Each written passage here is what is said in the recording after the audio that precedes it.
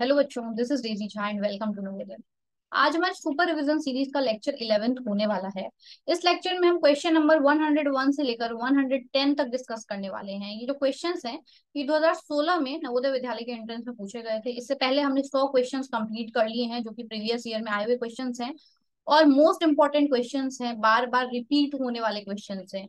इससे पहले हमने वो क्वेश्चंस पढ़े हैं जो कि बार बार रिपीट हो रहे हैं। ठीक है, अगर आपने ये 100 क्वेश्चंस नहीं पढ़े हैं तो पहले जाके आप ये 100 क्वेश्चंस पढ़ लीजिए, क्योंकि ये एग्जाम में पक्का इनमें से कुछ क्वेश्चंस जो है वो आपको देखने को मिलेंगे जो कि बार बार रिपीट मोड में आ रहे हैं, एग्जाम में बार बार पूछे जा रहे हैं। ठीक है, चलते हैं इसी के साथ आज के हमारे फर्स्ट क्वेश्चन पे, जो है क्वेश्चन नंबर 101। क्या बोल रहा है देखो। If the price of 12 packets of biscuits is 240, then the price of 8 packets of biscuits will be. देखो आपको क्या बोल रहा है, price of 12 packets of biscuits आपको पता है, 12 पैकेट का प्राइस आपको पता है कि 12 पैकेट का कितना प्राइस है, 240 रुपीज प्राइस है, ये आपको पता है। पूछ रहा है आपको किसका, 8 पैकेट का आपको पूछ रहा है ना। पहले हम 12 पैकेट का पता है तो यहाँ से 1 पैकेट का निकाल लेते हैं। 1 पैकेट का कितना हो जाएगा कॉस्ट, 1 पैकेट का हो जाएगा बेटा 240 अपॉन 12। 12 से कैंसिल आउट करेंगे तो कितने टाइम्स जाएगा, 20 टाइम्स जाएगा। 20 रुपीज है 1 पैकेट का प्राइस।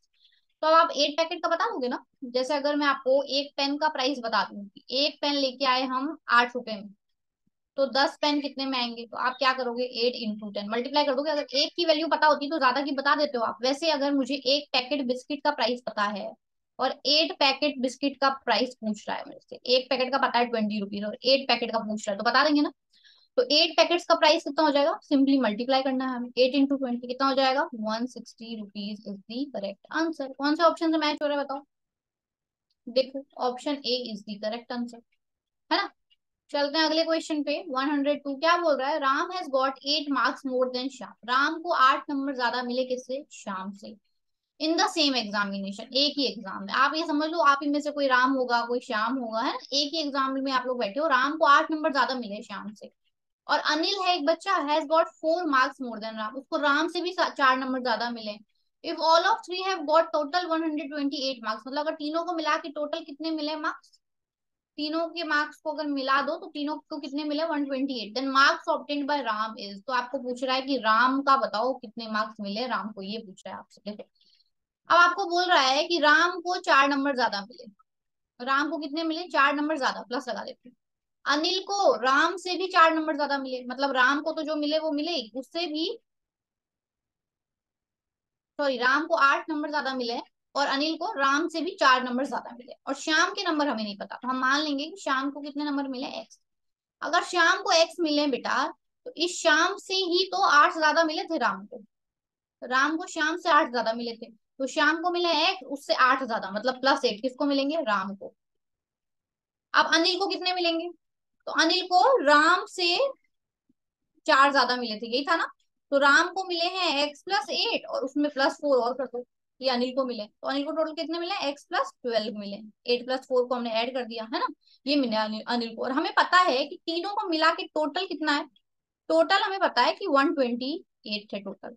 तो टोटल की जगह हमारा लिखो, हमारा टोटल करो कितना आ रहा है। श्याम को x मिल रहे हैं, राम को x+8 मिल रहे हैं, ये श्याम को प्लस ये राम को, और प्लस यहाँ हम अनिल को कितने मिले हैं वो लिखेंगे। अनिल को कितने मिले, x+12। और इन तीनों को ऐड करके आना चाहिए 128।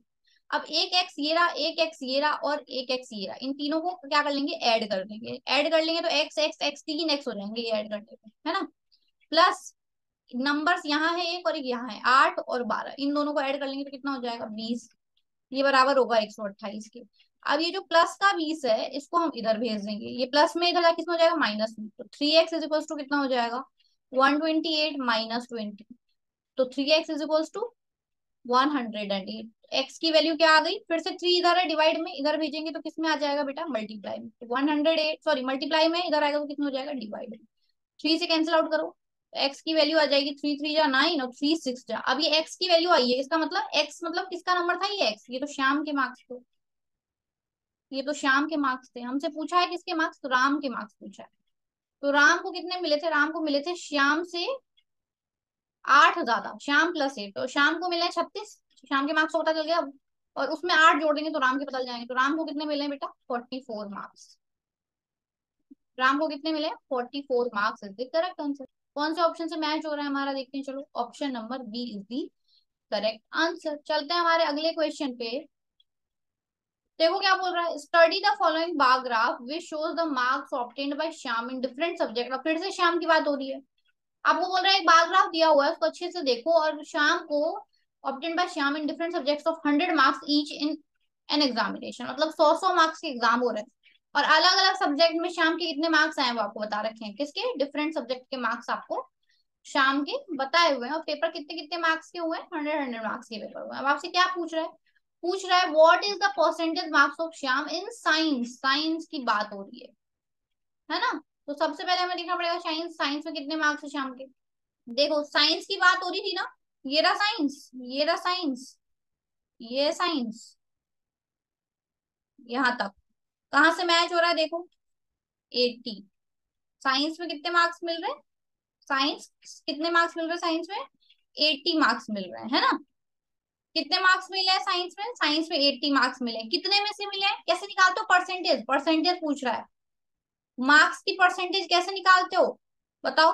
80 मार्क्स मिले हैं कितने में से? 100 में से। और परसेंटेज निकालने के लिए हम क्या करते हैं? 100 से मल्टीप्लाई कर देते हैं, यही करते हैं ना?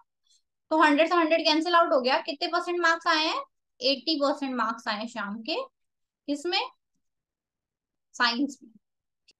चलते हैं अगले क्वेश्चन पे, देखते हैं क्या बोल रहा है हमें। देखो, cars came into garage for cleaning and repairing from Monday to Friday. Car जो है वो गराज में है किस चीज के लिए? रिपेयरिंग के लिए, क्लीनिंग के लिए। मंडे टू फ्राइडे आते रहते हैं, है ना? Have shown in the below picture chart. अब आपको यहाँ पे एक पिक्चर चार्ट में दिखाया हुआ है, ये पिक्चर चार्ट आपको दिया हुआ है, इसमें दिखाया हुआ है कि कार जो है वो मंडे से फ्राइडे कितनी कितनी आती है। क्या पूछ रहा है हमसे? Number of cars for cleaning and repairing on Wednesday. अब किस दिन के बारे में बात हो रही है? वेडनेसडे को कितनी कार आई, ये पूछ रहा है आपसे। ठीक है, चलिए देखते हैं वेडनेसडे को कितनी कार आई। ये रहा वेडनेसडे का डेटा यहाँ। और आपको क्या बोल रहा है बेटा? देखो यहाँ नीचे क्या दे रखा है कि एक कार जो है वो 100 को रिप्रेजेंट कर रहा है। एक कार कितने को रिप्रेजेंट कर रहा है? 100 को रिप्रेजेंट कर रहा है। तो वेडनेसडे को कितनी कार्स है? 1 2 3 4 5 6 कार्स है ना? वेडनेसडे को कितनी कार्स है बेटा? 6 कार्स है। तो 6 और एक कार 100 को, अगर वन कार किसको रिप्रेजेंट कर रहा था? 100 कार्स को रिप्रेजेंट कर रहा था, वन कार का सिंबल। तो 6 सिंबल्स किसको रिप्रेजेंट करेंगे? 6 × 100। तो कितनी कार्स हो गई?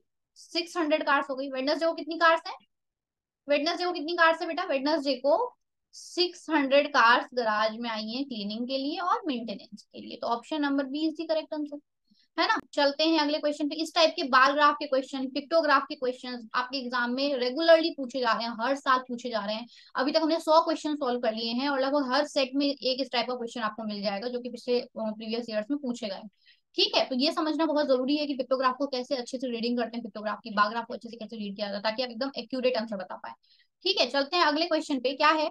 देखो, क्वेश्चन नंबर 105 क्या बोल रहा है? Which is the smallest number पूछ रहा है आपसे। सबसे छोटा नंबर बताना है आपको कौन सा होगा।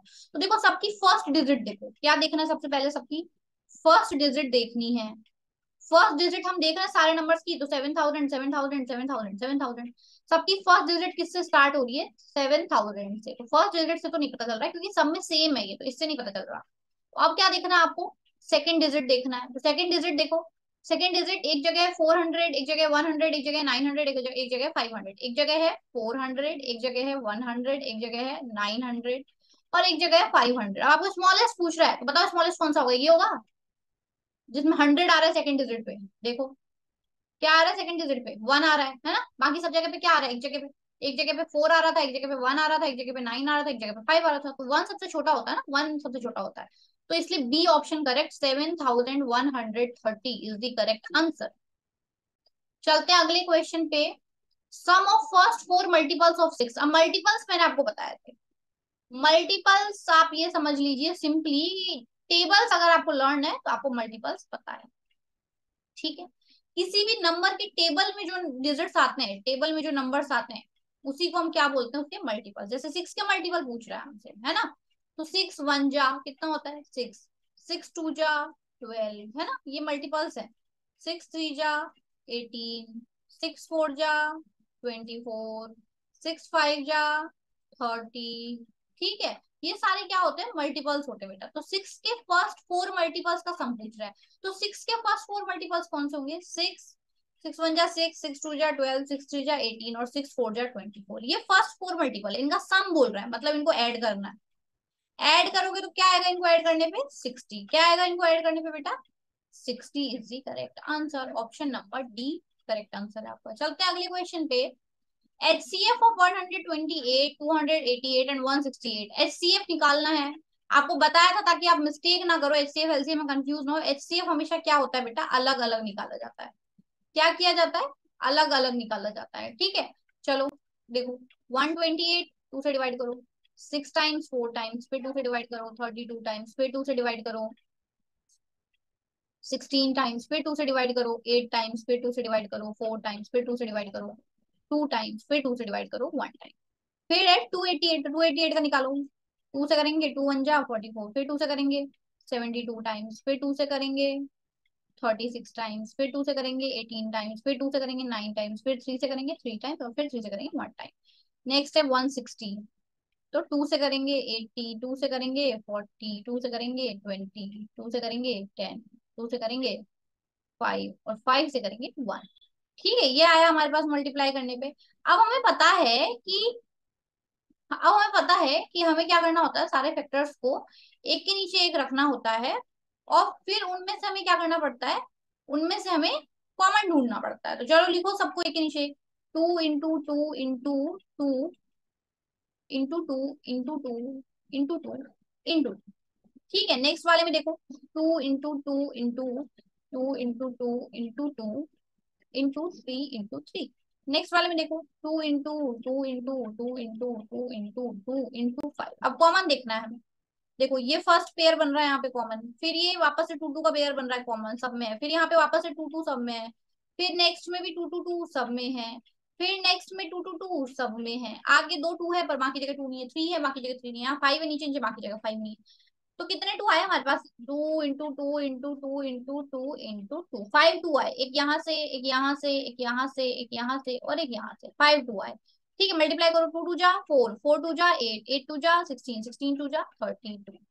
कितना आया HCF, 32 is the correct answer. Option number C is the correct answer. चलते हैं अगले क्वेश्चन।